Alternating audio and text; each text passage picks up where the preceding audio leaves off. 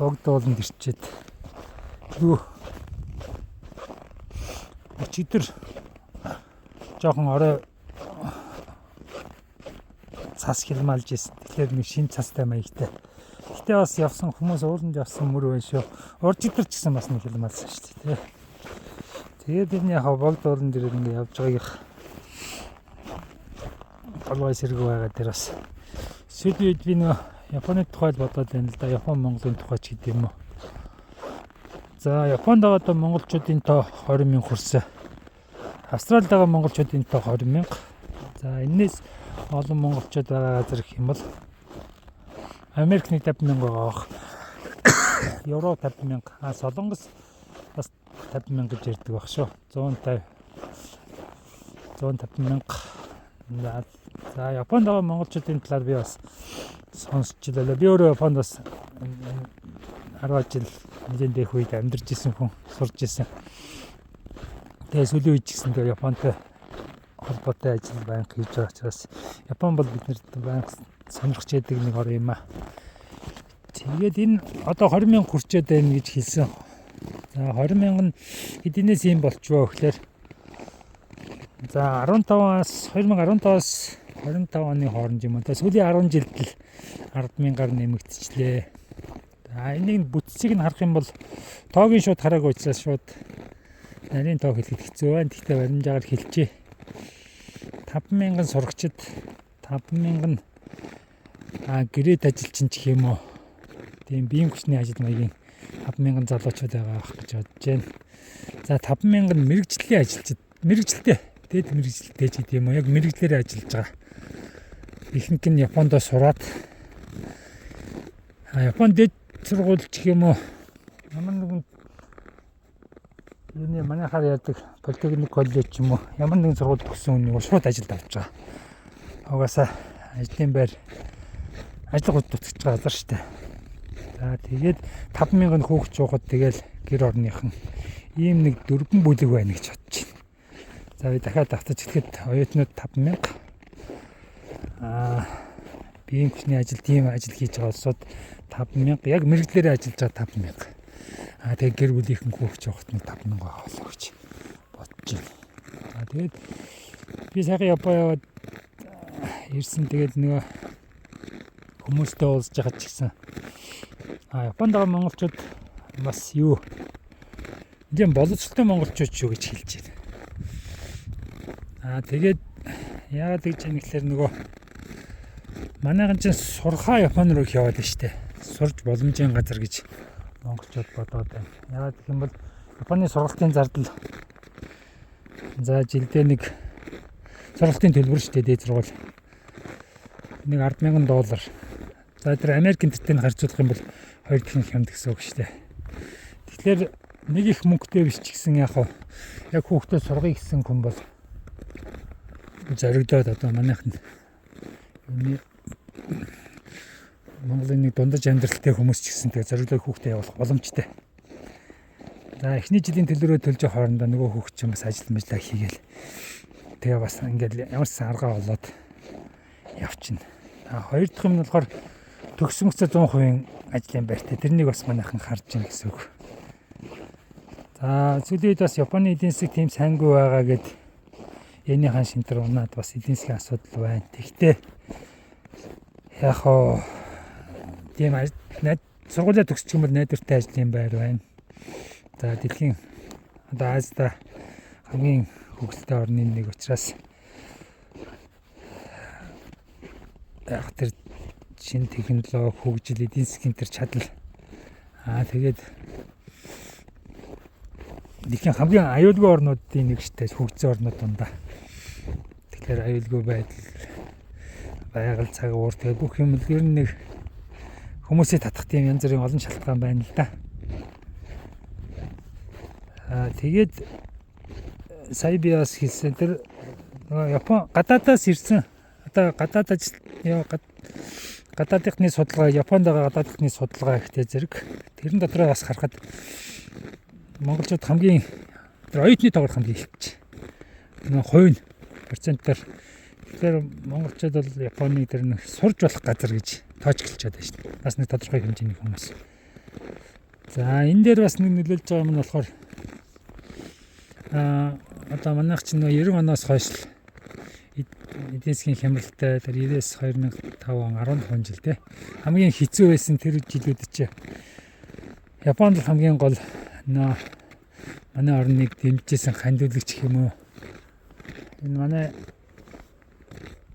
бас хөрөнгө оруулалт гэсэн боломжоор хийгээд байгаа ер нь наашаа нэгэн бодлогоор манай хүмүүс ч гэсэн олон жил сурж байгаа. Одоо жишээлбэл 1000 инженер хөтлөөр гээл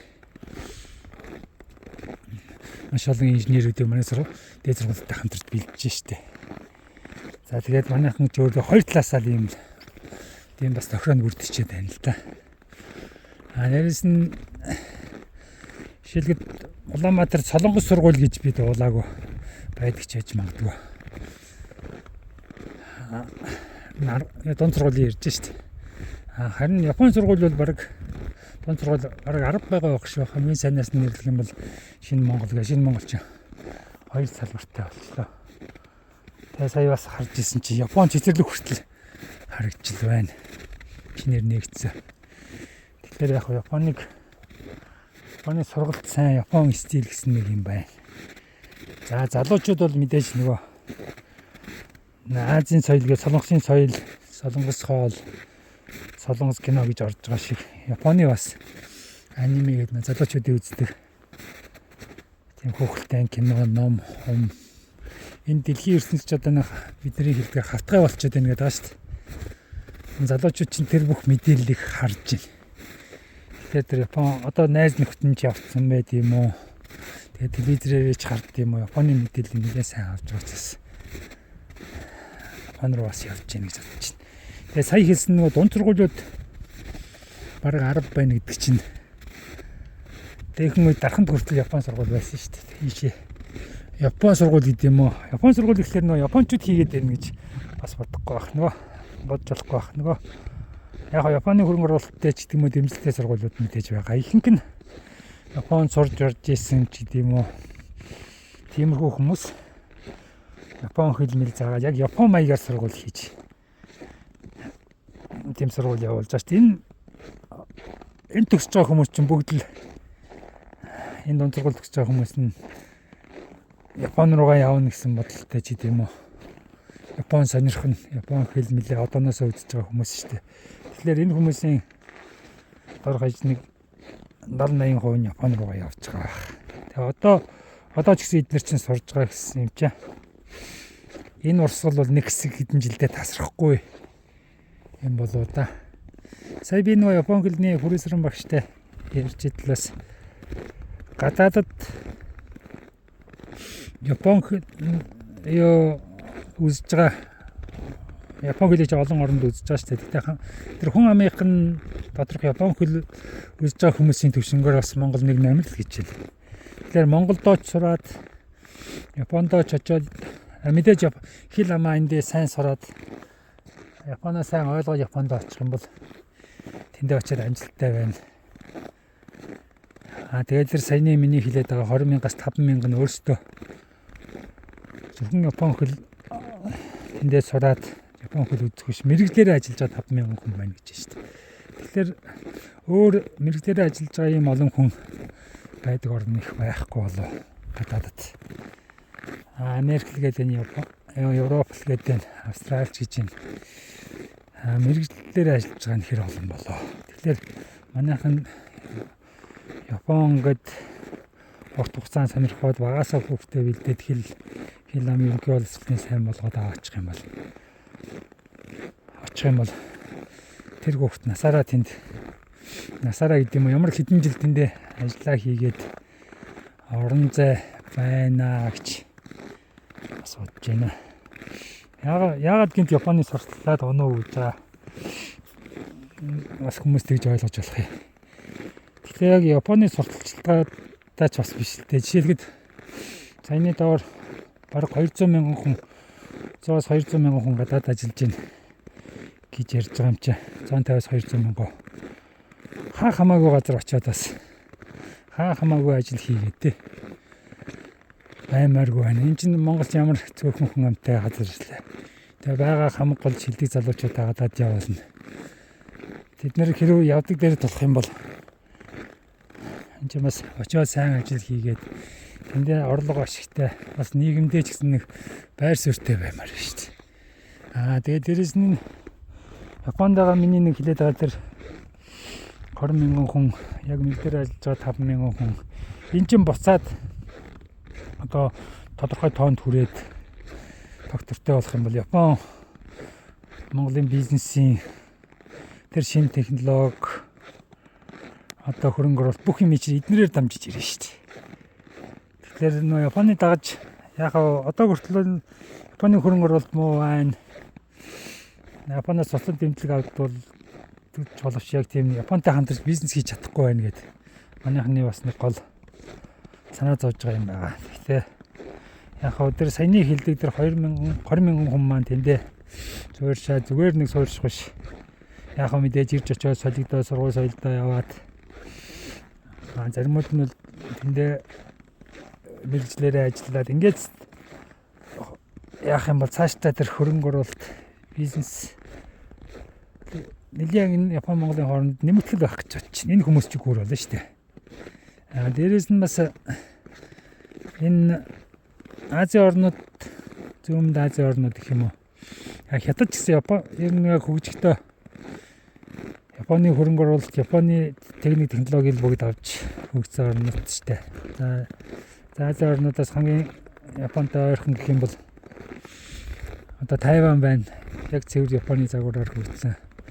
Солонгос ч гэсэн бас маргаантай байдаг ч гэсэн яг үнэндээ Японыг л харж авч байгаа шүү дээ. Тэр одоо хувцсны мод, тэгээд техник бүх юм л Японыгоо харж авч хөгжсөн.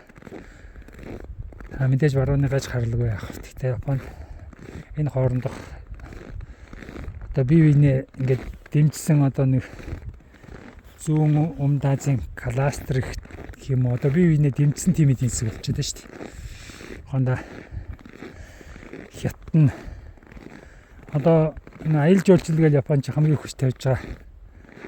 Гаднаас олон аялал жуулчлалт авч эдийн засаг сайжрал нь бас нэг тийм бизнесийн том салбар болчиход байна шүү дээ. Хин очин мэдээж Азийнхын л очин, Хятадууд нь очин, Солонгосууд нь очин. Тэгэл энэ урагшаа Индонез гэж байна. Малайз гэл ингээд хөгжиж байгаа юмуд Вьетнам. Япон ч гэсэн эргээд хамаг гол бизнесэл энэ зүүн Азиад хийсэн шүү дээ.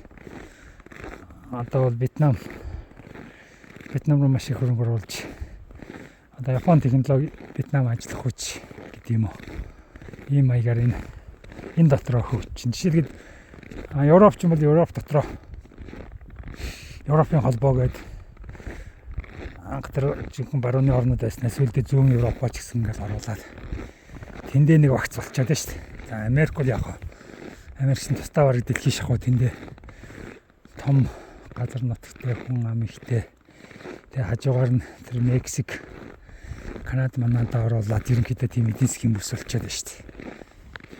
Тэгэхээр бид нар ч гэсэн одоо цаашдаа хөгжинэ гэж ярих юм бол мэдээж Америктэй нийлж хөгжинэ гэж байхгүй. Тэр холоо газар Европтой нийлж хөгжинэ гэж байхгүй. Бас холоо яс заншлаг бүх юм тийм амар биш. Тэгэхээр бид нэр зөвхөн Орос Хятадтай хооронд ингээ хавчуулагдаад яхаа мэдхгүй байх биш. Бас 3 дахь хөрс гэж ярьж байгаа. Энэ хоёроо дагаад интернет бас ингээ орчин үеийн технологи хөгжсөн байгаа. Бид Японыг бас төшөд гэмгүүл авах гэж бодож байна да.